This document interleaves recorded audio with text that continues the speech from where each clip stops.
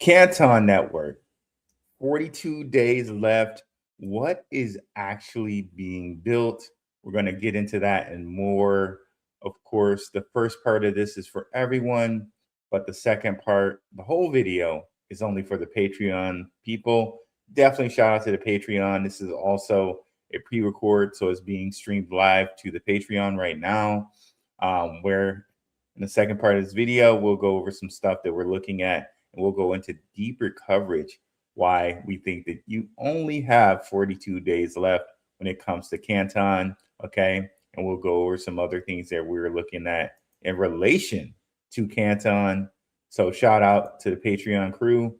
And yeah, definitely check out the Patreon where it's less than a cup of coffee. We just did our Symbolism Sunday today, going over the Venetians or the Phoenicians, right? Same people, but we got into that in the Patreon. That will be a Patreon only thing. When we talk about symbolism, it's only on the Patreon. And also we did our open mic night on Saturday. Definitely was very nice there. Definitely go check that out. Of course, those videos are only on the Patreon, and we do have our chat rooms, our exclusive chat rooms on the Patreon. Definitely go check it out. So what's up, Kevin Garrett? Appreciate you, brother. So let's hear Yuval Roots talk about what's going on here, and then we're going to explain it because I haven't heard anyone really explain it really clearly. So we'll get into that. So here we go with Yuval and the show he was on here with 21 shares. 21 shares is going to make a Canton ETF. So let's hear. If you're just only doing a peer-to-peer transfer of a stable coin, honestly, putting that on a public permissionless chain, other than the statement about distributions of wallets, really has no value. You don't get any additional benefit. You're actually really running Venmo on the most expensive database in the world. That's all you're doing, because all you're doing is you're trading, you're moving claims against one centralized issuer from one account to another. And you're doing that on the most expensive database. And that's why you're seeing a lot of the stablecoin issuers now creating private chains, because they're saying we can actually do that much more efficiently. But if you actually then say, well, but then you lose composability, that's really where the value of a public permissionless chain comes. If you're just only doing a peer-to-peer I'm going to let him say it again. Transfer of a stable coin, honestly, putting that on a public permissionless chain, other than the statement about distributions of wallets, really has no value. You don't get any additional benefit. You're actually really running Venmo on the most expensive database in the world. That's all you're doing, because all you're doing is you're trading, you're moving claims against one centralized issuer from one account to another. And you're doing that on the most expensive database. And that's why you're seeing a lot of the stablecoin issuers now creating private chains, because they're saying we can actually do that much more efficiently. But if you actually then say, well, but then you lose composability, that's really where the value of a public permissionless chain comes. If you're So they really kind of make it clear here in the caption. And like, we're really going to break this down. He only spoke for 42 seconds, but they were very profound. It's very profound what he said. Peer-to-peer stablecoin transfers on public chains are just moving claims against a centralized issuer from one account to another. The database cost is real. Composability is what justifies the infrastructure. So Yuval was talking with 21 shares. 21 shares is doing a Canton ETF. So essentially, just to break down what Yuval is saying here, he's saying that if you're doing basically a peer-to-peer transfer of stablecoins, you're essentially just moving the claim of like who's going to be like responsible for backing the money, making sure the money is able to be claimable from one database call to another one. So you're really not doing anything there, right? Is what he's saying. It's just where Canton comes in, where Canton has the composability. So I looked this up, and Claude really helped explain this a really good way, right? Because this is like a whole bunch of kind of a little bit of a technical jargon, like a little bit technical here, right? And he also mentioned the fact that these stablecoin issuers are just deciding to make their own chains. So we know Circle is making ARC, which ZEBEC is helping with that. And we know ZEBEC is also helping with another stablecoin issuer chain, which is Tempo, which Stripe is basically doing with Visa, and they're going to have the agentic AI with Tempo. So Tempo and Arc are just going to be their own public layer ones, right? Who's to say that they're not still going to use Ethereum and things underneath the covers? But here's kind of where Canton comes in with the composability. Okay. Now I know that we've talked about this a little bit in the past. Max has broke it down, and he's broken down the atomic settlement part, right? But here's the part that really, because atomic settlement to me is like, okay, yeah, I get it. If one part doesn't go through, none of it goes through. So yes, but the part to really understand for me is, okay, what differed from what existed before? So before, how they would do it is in traditional finance, they would use three different ledgers for this, right? So the bond would settle in one system, say DTC, Depository Trust Corporation, right? That's the parent corporation of DTCC. Okay. So that bond would settle in one ledger. Then the cash would settle in another ledger, Fedwire or Swift, and something else would settle in another ledger. But just take those two ledgers, right? Say they happen at two different times.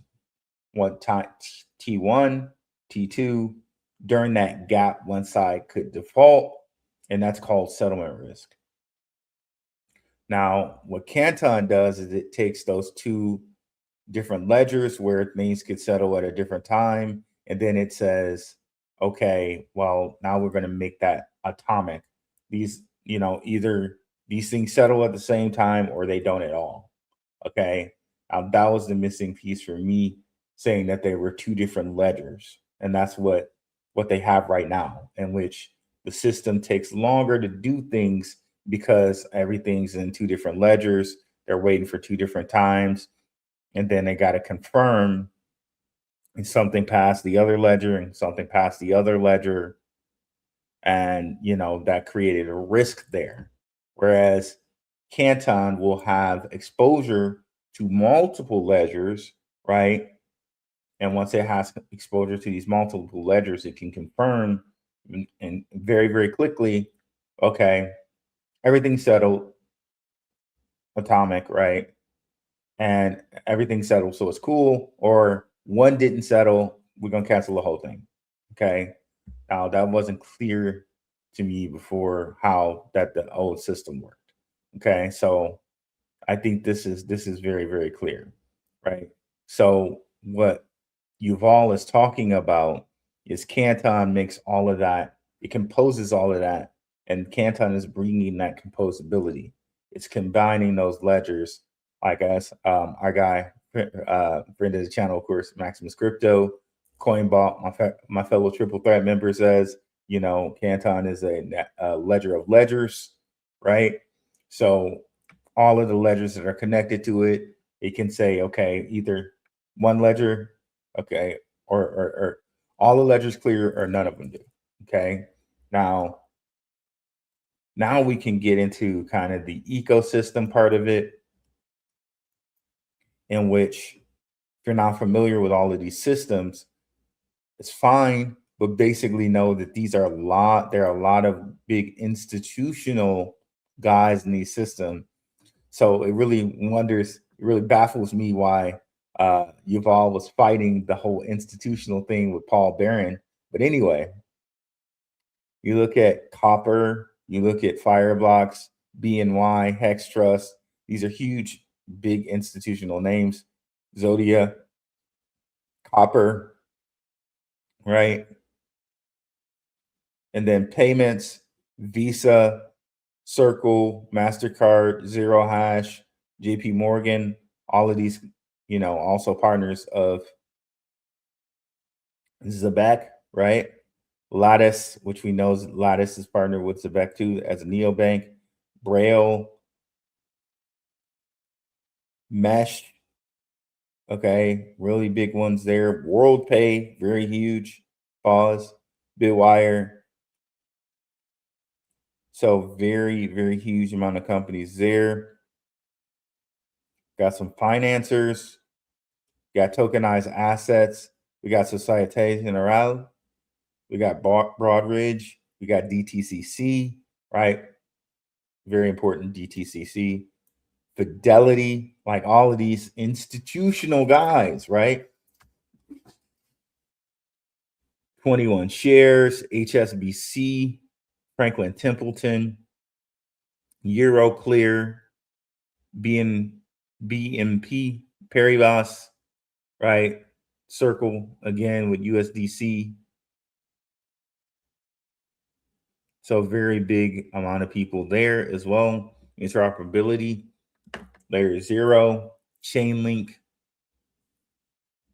Bridgeport, Houdini Swap, which we know ZEBEC is in with, Wormhole, Onera, which we know they're tied into Hedera. Okay. Liquidity guys, DRW, we know they're really heavily tied into Canton. GSR, okay. And then data and analytics, we got Real World Asset, XYZ, TMR Labs, Moody's, Bloomberg, Lucca, Kakao, okay, big ones there as well. So we got a world-class set of ecosystem here. Developer tools, Wallet Connect, Alchemy, digital asset, of course, they make Canton. So very much so a world-class set of people there, right? Oh, I missed OKX here when we're talking about exchanges. Very cool, big amount of exchanges as well. Gate, OKX, Kraken, NASDAQ, London Stock Exchange, MEXC, Robinhood, Temple, got the Lion of Judah here. We went over the Lion of Judah today. Of course, you know, Lion of Judah, Lion of Venice, right? In Symbolism Sunday. Definitely go check out Symbolism Sunday in the Patreon. Arcanix, right? Really big list of exchanges here. Yeah, so definitely let me know what you think now. Does atomic settlement make a little bit more sense now that we explained the way that things previously worked? And we're going to continue this show for the Patreon. But if you made it to the end here, definitely put in the chat Yuval.